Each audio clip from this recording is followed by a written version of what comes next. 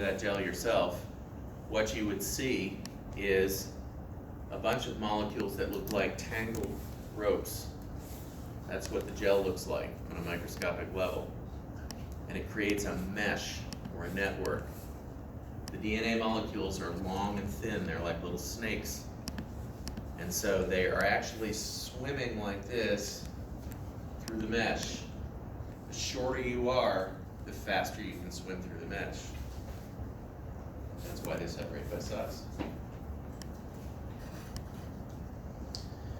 All right, this is on the border of obsolescence here, this technology on this slide. But I mention it to you because you may still run into it.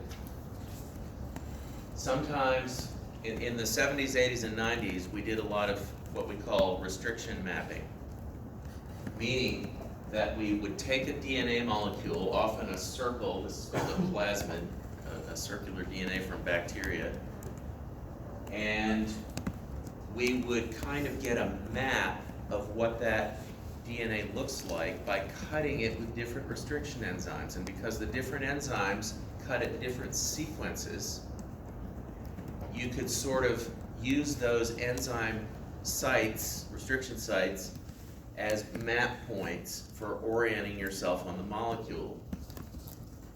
Better explained with an example. So here's a 10,000 base, 10 kilobase circle. You digest it with EcoR1, and that there are two EcoR1 restriction sites in this circle, and they cut here and here, and you just arbitrarily draw this with one of them at the top.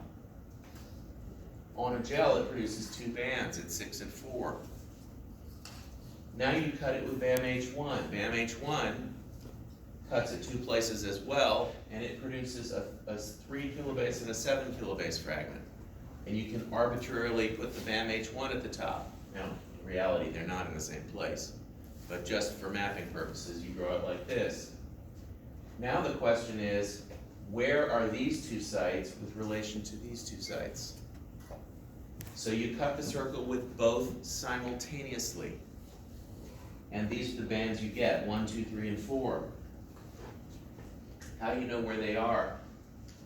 Well, if you do this right, sometimes it takes some trial and error to do it right, you can understand that this 4 band might have been cut to produce the 1 and the 3.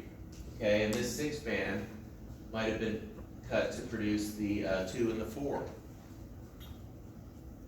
And so, if you do this properly, and I'm not going to go through every detail of it, you end up relating them to one another like that. And then because it's a circle, you can flip it in 3-dimensional space, and it could be the other way. But we used to do problems like that. You're welcome. We don't do that anymore. No. That's because people don't do this anymore. Okay? Not very often. This used to be a common technique to kind of orient yourself on a DNA molecule. Now sequencing is so fast and so cheap that you just sequence the darn thing, and then you know everything about it. Okay, I mentioned that we can identify fragments by allowing a single-stranded